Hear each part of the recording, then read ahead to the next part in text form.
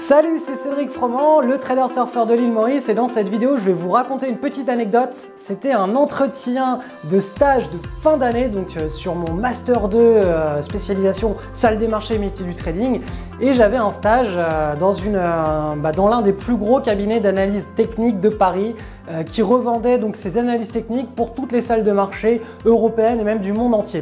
Donc pour ne pas le citer, ce cabinet c'était Day by Day. Et j'avais eu un premier entretien avec le manager, je ne sais plus comment il s'appelle, mais c'est un chic type, un mec très sympa, passionné. L'entretien s'est très bien passé, on était plusieurs, on devait être une dizaine ou une quinzaine, et donc c'est bon, j'avais mon recrutement de fait. Moi je m'étais dit ok, c'est bon, je vais valider mon diplôme finalement avec ce truc-là, avec cet entretien-là, avec ce stage-là, puisqu'on était en pleine crise des subprimes, et pour avoir une place en front office en tant que trader pour gérer de l'argent en compte propre, c'était pas possible, mais il fallait que absolument que je valide mon diplôme avec un stage ou une création d'entreprise. Et vous allez voir que finalement, j'ai créé une entreprise plutôt que de valider mon stage, parce que il s'appelait Mathieu Driol, voilà, Mathieu Driol de Day by Day. Donc pour lui, tout était ok, mais je devais quand même valider mon stage avec le boss. Le boss, c'était Monsieur Julien quelque chose, genre je me rappelle plus trop de son nom. Bref, c'était donc un gros ponte. D'ailleurs, je pense que c'est toujours un gros ponte de l'analyse technique en France, hein, avec l'entreprise Day by Day. Et donc, au cours de cet entretien, c'était un entretien très formel. Donc, le monsieur était vraiment très sérieux. Donc, je me suis aligné aussi. Et il m'a demandé qu'est-ce que j'aimais faire dans la vie. Donc je lui ai dit que j'étais passionné de spéculation, mais que j'étais aussi passionné de surf. Et quand il a entendu le mot surf, il s'est mis en arrière comme ça, il m'a regardé et il m'a fait ah ouais, donc toi tu as pas beaucoup bossé, j'ai l'impression. Je lui ai dit que j'étais passionné, que d'analyse technique, que j'avais déjà eu un super stage en salle des marchés chez New Age Group, que voilà, il n'y avait aucun problème avec ça, c'est pas parce que je faisais du surf que j'allais pas travailler, je voyais pas trop le rapport. Et donc il a commencé à me prendre un petit peu de haut avec ce filtre tout simplement du surfeur improductif qui passe son temps dans la mer à rien faire.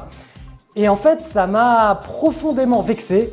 Vraiment, ça m'a vexé, j'ai pas vu le rapport, et donc je lui ai retourné un mail à la sortie de cet entretien en lui disant que ça allait pas être possible, que tout simplement j'allais pas pouvoir faire ce stage pendant 6 mois avec lui, sachant qu'il a cette vision de moi en tant que personne improductive, simplement parce qu'il associait ma personnalité au surfeur complètement improductif qui fait rien de sa vie, limite qui fume et qui boit toute la journée dans son van et voilà, qui fait l'amour et qui va surfer les vagues, quoi.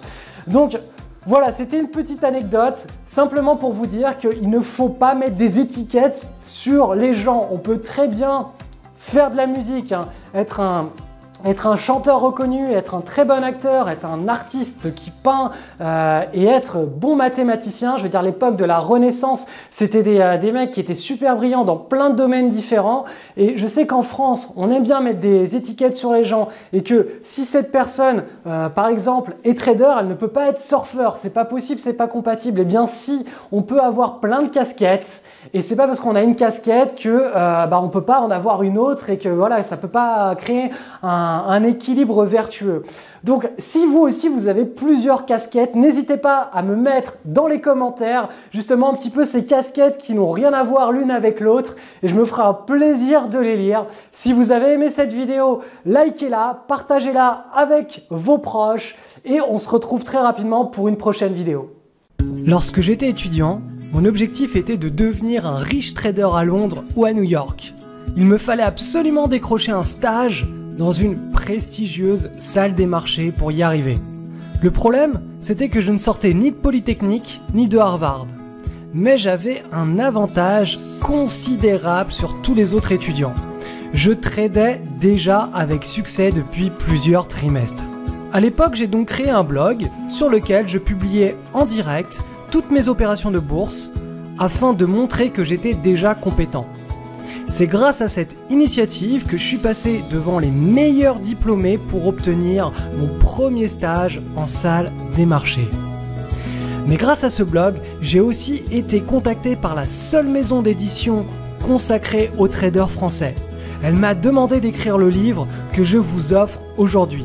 j'ai testé les meilleures stratégies pour gagner sur les actions.